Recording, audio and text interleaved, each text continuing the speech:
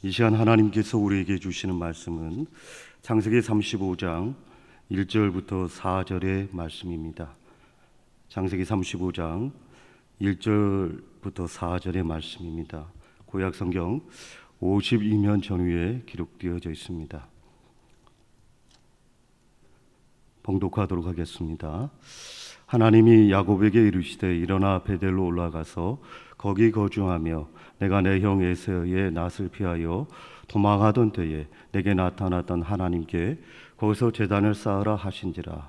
야곱이 이에 자기 집과 사람과 자기와 함께한 모든 자에게 이르되 너희 중에 있는 이방 신상들을 버리고 자신을 정결하게 하고 너희들의 의복을 바꾸어 입으라. 우리가 일어나 베델로 올라가자. 내 환난 날에 내게 응답하시며 내가 가는 길에서 나와 함께 하신 하나님께 내가 거기서 제단을 쌓으려 하노라 하매 그들이 자기 손에 있는 모든 이방 신상들과 자기 귀에 있는 귀고리들을 야곱에게 주는지라. 야곱이 그것들을 세겜 근처 상수리 나무 아래에 묻고. 아멘. 스탠리 존스 목사님께서 쓰신 승천한 자들의 노래라고 하는 선교 일화가 있습니다. 그 내용 중 선교사님께서 한 개종자에게 새로운 이름을 지어준 아름다운 스토리가 있습니다. 그는 동네에서 소문난 망난이었습니다.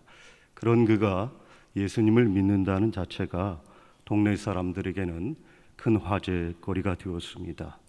그런데 더더욱 놀라운 사실은 그가 예수 믿고 달라졌습니다. 말이 달라지고 행동이 변화되고 삶 가운데 완전히 달라졌습니다. 모든 것이 선하고 아름답게 변화되었습니다. 그가 변화된 이후에 받은 하나님의 복이 있습니다. 놀라운 축복이었고 형통함이 있었습니다.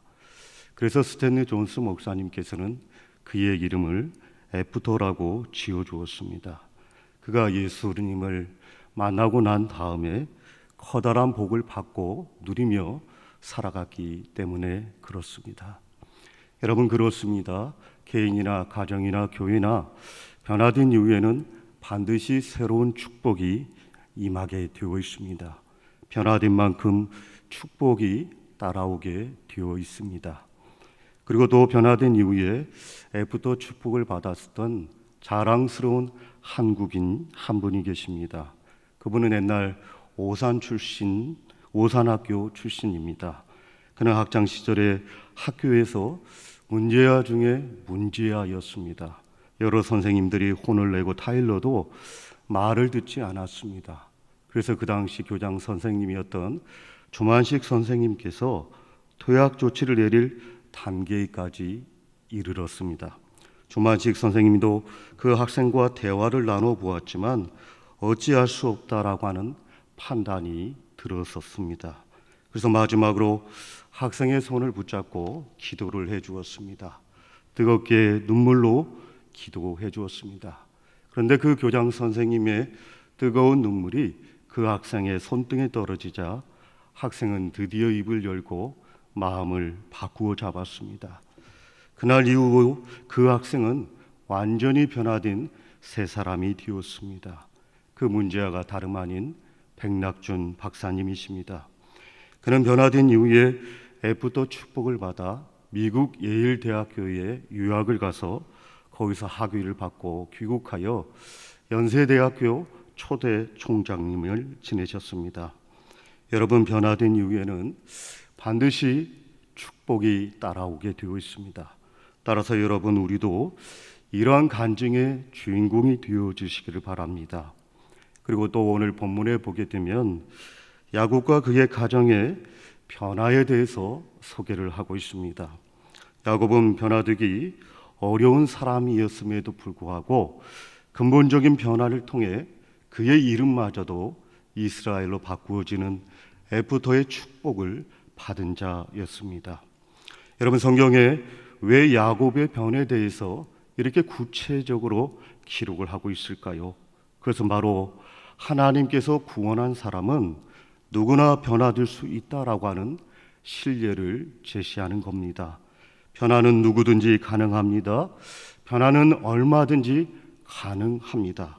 그리고 변화된 이후에는 반드시 애프터 축복과 보너스의 축복이 따라옵니다. 그래서 오늘 본문은 어떻게 생각해 보게 되면 야곱 가정에 나타났던 일일 부흥이라고 해도 과언이 아닐 것입니다. 여러분, 이 야곱의 인생, 생애를 한번 생각해 보게 되면 야곱은 몇 번의 평안을 경험한 바가 있습니다. 한 번은 그가 형 에서의 칼날을 피해 바단 아람으로 도망가던 도중에 광야에서 지내게 됩니다. 그곳에서 하나님을 만나게 되죠. 그는 그곳을 베델이라고 부릅니다. 베델은 하나님의 집이라고 하는 뜻이죠. 또 한 번은 야복 강가에서 하나님을 만납니다. 그는 그곳을 분이엘이라고 불렀습니다. 하나님의 얼굴을 대면했다는 뜻이 됩니다. 그리고 이어지는 창세기 35장은 엄밀하게 말을 하게 되면 야곱 가정의 변화와 부흥을 설명하고 있다라고 볼 수가 있습니다. 창세기 35장 1절 상반절에 보게 되면 하나님이 야곱에게 이르시되 일어나 베델로 올라가서 거기 거주하며라고 기록이 되어 있습니다. 여러분, 이 말씀을 자세히 보시길 바랍니다. 야곱이라고 하는 인물이 하나님 아버지한테 변화를 시켜달라고 간구하고 있습니까? 그렇지가 않습니다. 하나님께서 먼저 야곱에게 찾아와 주셨습니다. 어느 때 찾아와 주셨습니까? 야곱이 지쳐 있을 때, 또 영적으로는 침체해 있을 때, 또 야곱이 심리적으로 심히 불안하고 떨고 있을 때 하나님께서는 그에게 찾아와 주셨습니다. 창세기 34장 30절에 보게 되면 야곱이 시므온과 네위에게 이르되 너희가 내게 화를 끼쳐 나로 하여금 이 땅의 주민 곧 가나안 족속과 브리스 족속에게 악취를 내게 하였도다. 나는 수가 적은즉 그들이 모여 나를 치고 나를 죽이리니 그러면 나와 내 집이 멸망하리라고 써져 있듯이 야곱의 인생 가운데 최대의 위기에 봉착해 있을 때 하나님께서 그에게 먼저 찾아와 주셨습니다.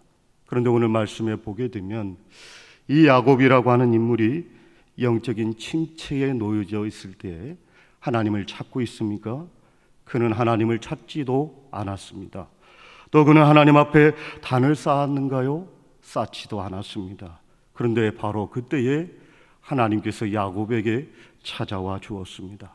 그리고 야곱에게 일러 말씀하시기를 베델로 올라가라고 말씀하셨습니다. 그 말씀에 순종하여 가족 전체가 베델로 올라갈 때에 가족의 변화와 부흥을 맛보게 되고 또 축복을 맞이하게 되었습니다.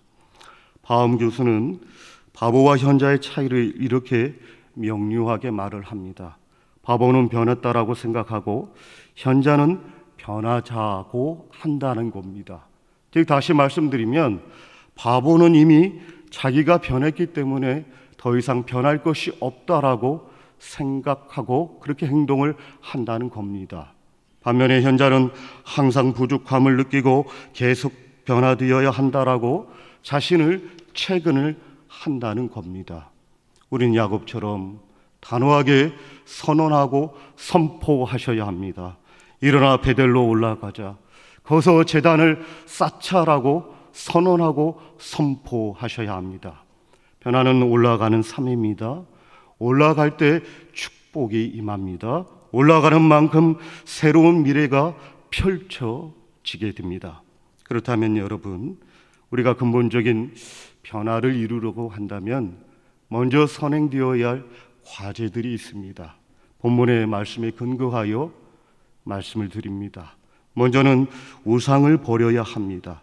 본장 2절 상반절에 보면 야곱이 이에 자기 집과 사람과 자기와 함께한 모든 자에게 이르되 너희 중에 있는 이방신을 버리고 라고 기록이 되어져 있습니다. 야곱은 어느 날 하나님으로부터 음성을 들었습니다. 그런데 그 음성을 듣고 난 다음에도 자신의 가족을 둘러보았더니 그 가족들의 구성원들 가운데에 우상을 붙들고 있는 모습을 보았습니다. 여러분, 우상이 무엇입니까? 우상은 하나님과 나 사이에 끼어들어서 하나님을 사랑하지 못하게 하는 것이 우상이 됩니다. 그리고 한 걸음 더 나아가 하나님을 섬기는 일에 방해가 되는 것을 일컬어서 우상이라고 말씀을 드릴 수가 있습니다. 그래서 우상은 드라빔 같은 것이 될 수 있고, 또 우상은 하나님보다 더 사랑하는 그 무엇이 될 수가 있습니다. 그런가 하면 신약 성경에 보게 되면 가장 강력한 우상을 일컬어서 탐심이라고 바울은 말합니다. 골로새서 3장 5절에 보게 되면 탐심은 곧 우상 숭배라고 기록이 되어 있습니다. 내가 어떤 것에 욕심을 갖게 되면 내 생각과 사고를 지배하는 가장 강력한 존재가 있습니다. 그것이 욕심의 대상이 됩니다. 그것이 나에게 있어서 신이 될 수가 있고 우상이 되고 또한 나를 지배할 수가 있습니다. 여러분, 신약 성경 가운데에 하나님과의 교제를 강조하고 있는 책이 있습니다. 바로 요한 1서입니다. 이 요한 1서의 주제는 우리가 어떻게 하면 하나님을 잘 사귀고 어떻게 하면 하나님과 참된 교제를 할 것인가에 대하여 가르쳐주고 있는 귀한 책입니다. 요한일서 1장 3절에 보게 되면 우리가 보고 들은 바를 너희에게도 전함은 너희로 우리와 사귐이 있게 하려 함이니 우리의 사귐은 아버지와 그의 아들 예수 그리스도와 더불어 누름이라고 기록이 되어져 있습니다. 이 요한일서는 하나님과의 교제가 얼마나 놀라운 축복인지를 알려주기 위해서 기록된 서신입니다. 그런데 이 서신서에서 하나님과 나 사이의 교제를 방해하는 큰 방해물에 대해서 이렇게 정의합니다. 요한일서 마지막 장 마지막 절인데 5장 21절입니다. 자녀들아 너희 자신을 지켜 우상에게서 멀리하라. 이 책의 결론에서 하나님과의 교제를 방해하는 것이 우상이라고 단정지어 말씀을 하고 있습니다. 그러므로 사랑하는 교우 여러분, 하나님으로부터 진정한 변화와 복을 받고 누리며 살기 원하십니까? 그렇다고 한다면 우상을 멀리하십시오. 또 하나님과의 관계에 있어서 잘못된 것을 고쳐 나아가시길 바랍니다. 그리고 다음은 자신을 정결케 해야 합니다. 사실 이 말씀은 요단강을 건너가는 이스라엘 백성들에게 주어졌던 말씀과 동일합니다. 너희는 스스로 정결케 하라. 또 본문에 보게 되면 베델로 올라가는 의미가 무엇입니까? 이건 역시 너희들을 자신을 성결케 하라는 의미의 말씀이 됩니다. 여러분, 왜 하나님께서는 요단강을 건너가는 이스라엘 백성들을 향하여 또 베델로 올라가는 야곱의 가정을 향하여 정결케 하라고 말씀을 하시는 걸까요? 그 이유인즉슨 하나님께 귀히 쓰시는 글이 되기 위함입니다. 사실 자신을 정결케 하는 말은 실제로 몸을 물로 씻으라고 하는 말씀이 됩니다. 하지만 자신을 정결케 하는 말은 몸만 씻는 것을 의미하지 않습니다. 이것은 하나의 상징에 불과합니다. 몸을 씻으라고 하는 것은 나의 잘못된 사고와 생각을 세겜 땅에서 묻어버리고 베델로 올라가라는 하나님의 말씀의 의미가 됩니다. 여러분, 앞서 우상을 버리라고 하는 것은 소극적인 결단을 의미하고 있다고 한다면 우리 마음의 내면을 정결케 하는 것은 적극적인 결단을 의미하고 있다라고 볼 수 있습니다. 그렇다면 여러분, 하나님 앞에 쓰임받고 정말로 축복을 받고 싶습니까? 그렇다면 자신을 정결하게 하십시오. 나의 마음을 부패하지 마십시오. 내 마음 가운데 성령 하나님께서 늘 함께 할 수 있도록 내 마음을 내어놓으십시오. 그럴 때 하나님으로부터 오는 복을 누리게 되고 나 자신이 변화를 경험하게 될 것입니다. 그리고 의복을 바꿔 입어야 합니다. 새로운 의복을 바꿔 입으라고 말씀하셨습니다. 이것은 새로운 라이프 스타일을 말합니다. 의복은 사람의 행동을 규제하고 결정을 합니다. 따라서 우리 그리스도인들은 하나님의 나라의 백성이 되기 위해서는 옛 옷을 벗어버려야 합니다. 옛 옷을 입어서는 안 됩니다.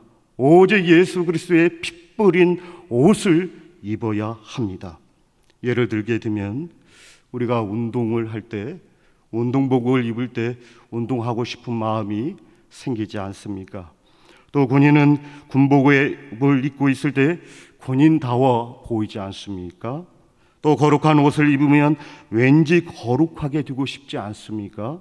이렇듯이 의복은 삶을 만들어냅니다. 그래서 우리 옛 어른들은 옷을 날개라고 했습니다. 그런데 문제는 우리 그리스도인들이 되고 나서도 옛 옷을 입고 다니는 분들이 있다고 한다면 그 옷을 버려야 합니다. 그럴 때만이 하나님으로부터 오는 복을 받고 나 자신이 정말로 변화되는 것을 경험할 수가 있습니다. 자, 그렇다면 끝으로 생각해 볼 것은 이방신을 버리고 자신을 정결케 하고 의복을 바꾸어 입은 자에게는 어떤 복이 임하는가입니다. 먼저는 영적인 신앙을 갖게 됩니다. 본장 7절 상반절에 보게 되면 그가 거기서 제단을 쌓고 그곳을 엘베델이라고 불렀다라고 기록되어 있습니다. 여기 7절에 보게 되면 야곱은 베델을 엘베델이라고 부릅니다. 베델에서 베든 집을 의미하고 있고 엘은 하나님이라고 하는 뜻을 갖고 있습니다. 그러므로 베델은 하나님의 집이 됩니다. 그러니까 엘베델은 하나님의 집에 하나님이 된다는 말씀이 됩니다. 여러분, 이 야곱이라고 하는 인물은 젊었을 때 공간적인 신앙을 가지고 있었던 것 같습니다. 그래서 하나님의 집이 중요했고 또 눈에 보이는 가시적인 것만 중요시 여겼던 것 같습니다. 그래서 사람이 중요하고 집이 중요하고 사건이 중요했습니다. 그러나 세월이 흐르고 인격이 변화되고 신앙이 성숙되어 베델로 와 보니까 과거에 본 베델이 베델로 보이지 않고 엘베델로 보였습니다. 곧 하나님의 집에 하나님을 보게 된 겁니다. 여러분, 이것이 바로 야곱의 신앙에 있어서 육적인 신앙이 아니라 영적인 신앙으로 성숙되었고 변화되었음을 말씀해주고 있는 증거라고 볼 수가 있습니다. 이제 야곱은 베델에서 사람의 눈에 보이는 단을 쌓은 것이 아니라 참된 하나님을 만나게 됩니다. 그는 그곳에서 엘베델의 하나님을 부르게 됩니다. 사랑하는 교우 여러분, 진정한 변화와 진정한 복은 무엇입니까? 그것은 바로 육적인 신앙을 갖고 살아가는 것이 아니라 영적인 신앙을 갖고 살아가는 것이다라고 볼 수가 있습니다. 그리고 또 진정한 변화와 진정한 복은 무엇입니까? 하나님과의 관계가 회복됨을 말해주고 있습니다. 하나님은 이 야곱에게 아름다운 축복의 말씀을 해주셨습니다. 본장 10절의 말씀을 주목해 보시기 바랍니다. 하나님이 그에게 이르시되 내 이름이 야곱이지만은 내 이름을 다시는 야곱이라 부르지 않겠고 이스라엘이 내 이름이 되리라 하시고 그가 그의 이름을 이스라엘이라 부르시고, 여기서 야곱의 이름이 이스라엘로 바뀌었습니다. 그러나 사실 하나님께서는 야복강에서 그의 이름을 이스라엘로 바꿔주었습니다. 그런데 여러분, 그때 상황을 자세히 상기해 보십시오. 그때 하나님께서는 자신이 누구인가에 대해서 야곱에게 말씀을 하셨습니까? 말씀하지 않았습니다. 그냥 어떤 사람이라고만 말씀을 하셨죠. 그런데 본장에 와 보니까 자신이 누구인가에 대해서 분명하게 말씀을 하십니다. 10절입니다. 하나님이 그에게 이르시되, 즉 다시 말씀드리면 하나님께서 직접 야곱의 이름을 이스라엘로 바꾸어 주셨습니다. 그리고 그에게 강복을 선언하십니다. 11절입니다. 하나님이 그에게 이르시되 나는 전능한 하나님이라 생육하며 변성하라. 한 백성과 백성들의 총회가 내게서 나오고 왕들이 내 허리에서 나오리라. 이게 생육하라고 하는 말은 영어 성경을 보니까 열매를 맺으라는 말씀으로 되어져 있습니다. 즉 다시 말씀드리면 자식의 열매를 맺으라는 말씀이 됩니다. 그런데 여러분, 좀 이상하지 않습니까? 이 야곱이라고 하는 인물은 벌써 늙을 대로 늙었습니다. 늙은이였습니다. 그런데 그에게 열매를 맺으라, 생육하라고 말씀하고 있습니다. 여러분, 이것은 무엇을 말씀하고 있습니까? 야곱은 국민과 모든 것의 조상이 될 것이라고 하는 말씀이 드는 것이죠. 좀 더 쉽게 말씀을 드리면 야곱이 아브라함의 하나님, 이삭의 하나님, 야곱의 하나님이라고 불리우는 신앙의 조상이 되어 위대한 반열에 들어간다는 말씀이 듭니다. 또 13절 하반절에 보게 되면 그를 떠나 올라가시는지라 라는 말씀이 나와 있습니다. 이 말씀은 계시사에서 아주 중요한 말씀 중의 말씀입니다. 하나님께서는 야곱에게 직접 나타나셔서 직접 말씀하신 후에 떠나가셨습니다. 그리고 그 이후에 창세기의 역사와 창세기의 말씀을 보게 되면 야곱의 아들 요셉에게 하나님께서 직접 나타나셨습니까? 직접 나타나시지 않았습니다. 꿈으로 말씀하셨습니다. 여러분, 이것은 야곱이 족장시대의 마지막을 의미하며 그 이후에는 계시의 방법이 달라질 것을 의미하고 있습니다. 이것을 일컬어서 신학적으로 계시의 점증성이라고 합니다. 하나님 앞에 과거와 현재를 기억했던 야곱은 무엇보다 자신을 성결하고 자신의 가족을 성결하게 했습니다. 그 결과 어떻게 됩니까? 하나님으로부터 오는 복을 받게 됩니다. 그리고 하나님과 온전한 관계를 정립을 하게 됩니다. 여러분들도 야곱과 같은 복을 받고 싶다고 한다면 하나님과 바른 관계를 가지려고 노력을 하셔야 합니다. 바른 관계를 가지려고 몸부림칠 때만이 하늘 아버지가 주시는 복을 누리며 살아갈 수 있습니다. 그리고 겉으로 진정한 변화와 진정한 복은 무엇일까? 그것은 바로 영생에 대한 기쁨을 갖게 됩니다. 사랑하는 여러분, 사람이 심리적으로 가장 충격을 받을 때가 언제인가요? 남편과 아내와 또 자녀들이 어떤 사고로 인하여 죽거나 다칠 때입니다. 그런데 본장에 보게 되면 이 야곱이라고 하는 인물이 세 사람의 죽음을 목도하게 됩니다. 먼저는 리브가의 유모 두브라가 죽었습니다. 두브라는 이삭의 아내였던 리브가의 종이었습니다. 그는 고향을 떠나 리브가를 섬기기 위해서 발걸음을 옮겼고 150년 동안 그 리브가를 섬겼던 종이었습니다. 그는 야곱에게 있어서 어떻게 보게 되면 엄마와 같은 존재였을 것입니다. 그가 죽었습니다. 그 죽음이 얼마나 비통하고 힘들었냐면 야곱은 그를 베델 근처에 있는 상수리 나무에 묻고 그 나무의 이름을 알론바굿이라고 말합니다. 알론바굿은 통곡의 상수리 나무라고 하는 뜻이 있습니다. 통상 이스라엘 사람들의 장례 문화를 보게 되면 죽은 자를 위하여 7일을 애곡하는 기간을 보내게 됩니다. 오늘 말씀에 보게 되면 이 야곱의 슬픔이 얼마나 컸는가를 짐작할 수가 있습니다.